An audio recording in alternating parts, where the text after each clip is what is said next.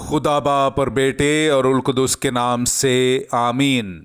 بہار colony Kot Lakhpat Lahore سے میں Andrew اسحاق آپ کی خدمت میں حاضر ہوں۔ مسیح میں آپ سب کی سلامتی ہو۔ میرے عزیزو، آئیے ہم خداوند اپنے خدا کا شکر کریں جس نے آج کا یہ خوبصورت دن ہماری زندگی میں بڑھا دیا۔ تو آئیے عزیزو، ہم آج کے دن کا آغاز بائبل مقدس میں سے پاک ماں کیتھولک کلیسیا کی چنی ہوئی تلاوتوں سے کرتے ہیں۔ آج مورخہ 11 دسمبر 2023 کی مخصوص تلاوتیں۔ خدا تمہیں نجات دینے کے لیے خود آتا ہے۔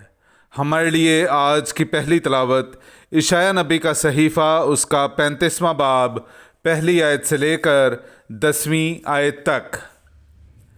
بیابان اور ویرانہ خوشی کریں، دشت شادمان ہو اور پھولے، وہ نرگس کی طرح کھلے گا اور پھولے گا، اور گیت گاتے ہوئے بڑی خوشی کریں گے۔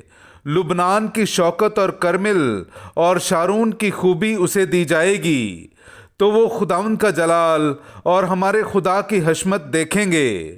ڈھیلے ہاتھوں کو زور دو، ناتواں گھٹنوں کو مضبوط کرو، خوف زدہ دلوں سے کہو، زور آور بنو اور مت ڈرو۔ دیکھ، تمہارا خدا منتقم ہو کر آتا ہے، خدا اجر دینے والا ہے۔ وہ آئے گا اور تمہیں نجات دے گا۔ تب اندھوں کی آنکھیں بینا کی جائیں گی اور بہروں کے کان کھولے جائیں گے۔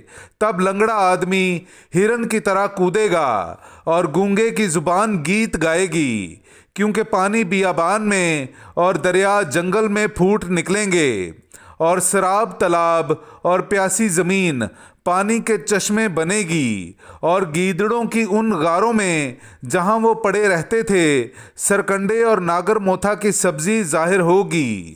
اور وہاں ایک شاہراہ اور ایک رستہ ہوگا جو مقدس رستہ کہلائے گا، اس میں ناپاک نہ گزرے گا، پر میرے لوگ اس راہ میں چلیں گے، اور ادنا آدمی بھی اس میں غلطی نہ کھائے گا۔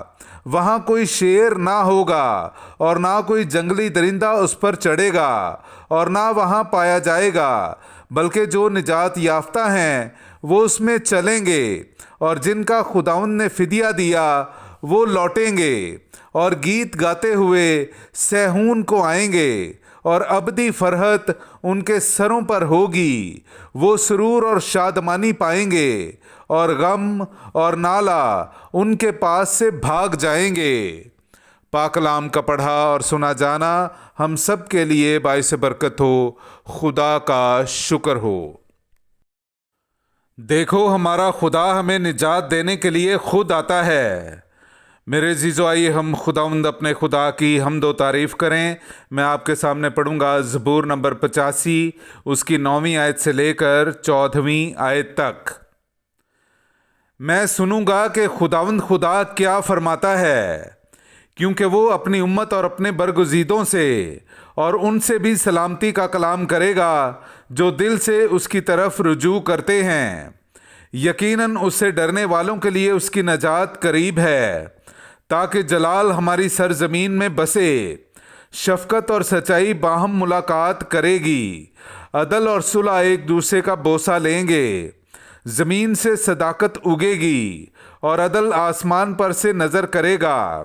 خداوند ہی نیکی عطا کرے گا اور ہماری سرزمین اپنا پھل دے گی۔ عدل اس کے آگے آگے چلے گا اور نجات اس کے قدموں کی راہ میں چلے گی۔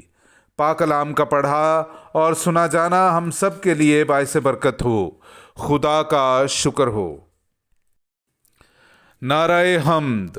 خداوند کی راہ کو تیار کرو، اس کی شاہراہ کو سیدھا بناؤ، اور ہر بشر خدا کی نجات دیکھے گا۔ ہاللویا۔ میرے عزیزو، آئیے ہم آج کا انجیلی اقتباس سنتے ہیں۔ انجیل مقدس بمطابق مقدس لوکا، اس کا 5واں باب، 17ویں آیت سے لے کر 26ویں آیت تک۔ اور ان دنوں میں ایک دن وہ تعلیم دینے بیٹھا تھا، تو فریسی اور علماء شرع پاس بیٹھے ہوئے تھے، جو جلیل اور یہودیہ کے ہر قصبہ اور یروشلم سے آئے ہوئے تھے، اور خداوند کی قدرت شفا بخشنے کو اس کے ساتھ تھی، اور دیکھو کہ کئی مرد ایک شخص کو جو مفلوج تھا چارپائی پر لائے اور چاہتے تھے کہ اسے اندر لا کر اس کے آگے رکھیں، مگر ہجوم کے سبب اسے اندر لے جانے کی راہ نہ پائی۔ تب کوٹھے پر چڑھ گئے اور کھپروں میں سے اسے چارپائی سمیت بیچ میں یسوع کے سامنے اتار دیا۔ اس نے ان کا ایمان دیکھ کر کہا، اے آدمی، تیرے گناہ معاف ہوئے۔ اس پر فقیہ اور فریسی سوچنے لگے کہ یہ کون ہے جو کفر بکتا ہے، خدا کے سوا اور کون گناہوں کو معاف کر سکتا ہے؟ مگر یسوع نے ان کے خیالات جانتے ہوئے مخاطب ہو کر ان سے کہا کہ تم اپنے دلوں میں کیا سوچتے ہو؟ زیادہ آسان کیا ہے، یہ کہنا کہ تیرے گناہ معاف ہوئے، یا یہ کہنا کہ اٹھ اور چل پھر؟ لیکن تاکہ تم جانو کہ ابن انسان کو زمین پر گناہ معاف کرنے کا اختیار ہے۔ اس نے اس مفلوج سے کہا، میں تجھے کہتا ہوں، اٹھ اور اپنی چارپائی اٹھا کر اپنے گھر چلا جا۔ اور وہ فوراً ان کے سامنے اٹھا اور جس پر پڑا تھا اسے اٹھا کر خدا کی تمجید کرتا ہوا اپنے گھر چلا گیا۔ تب وہ سب نہایت حیران ہوئے اور خدا کی تمجید کرنے لگے اور بہت ڈر گئے اور کہنے لگے کہ آج ہم نے عجیب باتیں دیکھی ہیں۔ پاک کلام کا پڑھا اور سنا جانا ہم سب کے لیے باعث برکت ہو۔ خدا کا شکر ہو۔